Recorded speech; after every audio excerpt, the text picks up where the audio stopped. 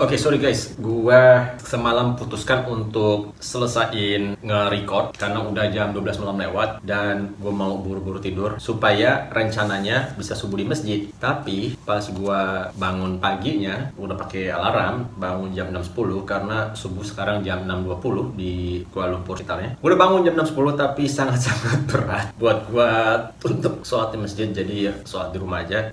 Tapi ya ada progres sedikit lah, karena gue selesai kerja jam 12 malam itu gue bisa langsung tidur, nggak langsung tidur juga sih, jam 12.15 lah baru tidur. Sebelumnya gue baru bisa tidur tuh jam 1, jadi 1 jam tuh ya nonton YouTube dulu, wasting time. Tapi alhamdulillah gue bisa tidur jauh lebih cepat dari sebelumnya. Mudah-mudahan nanti malam bisa insyaallah tidur jam 12 selesai kerja langsung tidur supaya bisa subuh di masjid. Oke, gue juga baru lari tadi setengah jam, lumayan, sama push up 100 kali, sama angkat dumbbell juga 100 kali. Jadi sekitar 55 menit lah ya gua olahraga dari rumah. Oke, so semalam tentang hadis yang impresinya itu seperti seolah-olah mewajibkan kita ya, seorang laki muslim untuk sholat di masjid. Ada seorang kakek-kakek, aktual hadisnya gue lupa seperti apa, kalian mungkin bisa cek di Google. Jadi kakek-kakek ini buta, tidak bisa melihat. Dia datang kepada Rasulullah minta keringanan supaya bisa sholat di rumah karena sulit buat dia sholat ke masjid. Bayangin aja orang buta, lu gimana mau ke masjid, ya kan? Rasulullah udah pasti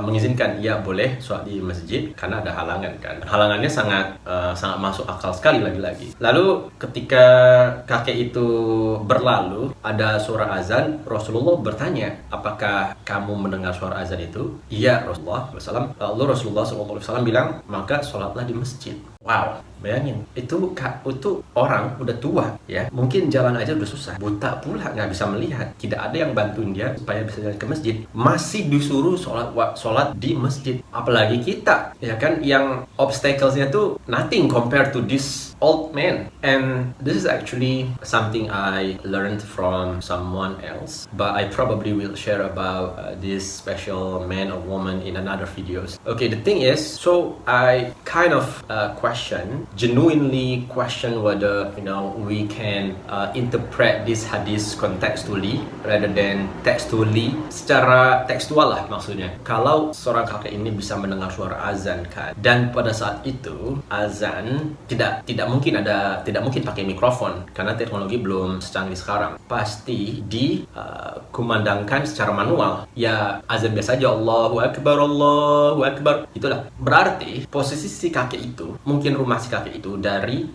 tempat sholat jamaah, kurang tahu apakah waktu itu udah ada masjid atau area yang memang didedikasikan untuk sholat berjamaah, itu sangat dekat ya kan. Karena ya sekalipun azan itu dikumandangkan secara out loud, mungkin seperti orang teriak Allahu Akbar, Allah, seberapa jauh sih dia bisa mencapai kuping orang? Mungkin maksimal 200 meter, dan itu jarak yang dekat. Intinya adalah gue mencoba bukan mengkritisisasi, tapi ya betul-betul penasaran aja. Mungkin ini hadis yang kita bisa pelajari dari sisi lain. Lalu dijawab juga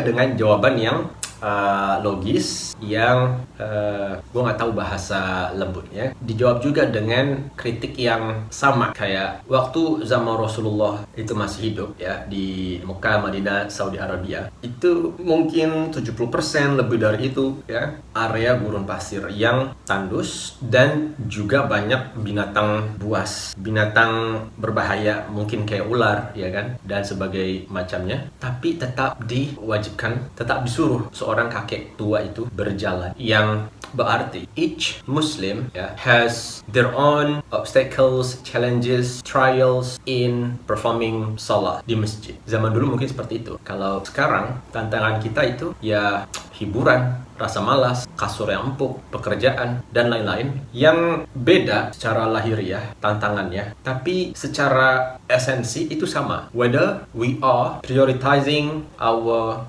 salat 5 waktu as our central focus in life. Panggilan sholat ini panggilan yang sangat sakral, panggilan yang sangat mulia, dan tidak semua orang bisa menyanggupinya, tidak semua orang bisa mentaatinya, tidak semua orang bisa tunduk, tertakluk takluk menjemput panggilan sholat ini. Hanya orang-orang terpilih, hanya orang-orang spesial aja. Ya, I know this might sound exaggerated or sugar-coated, but it really blows my mind that, sometimes we acknowledge ourselves as very practicing, but we thought that we 90% of the time submitting to the will of God, to the teaching of Islam. But if we step back and contemplate about what we did dalam beribadah, maybe we are wrong. Karena hal yang sangat dasar aja kayak sholat, ya kita nggak seserius itu.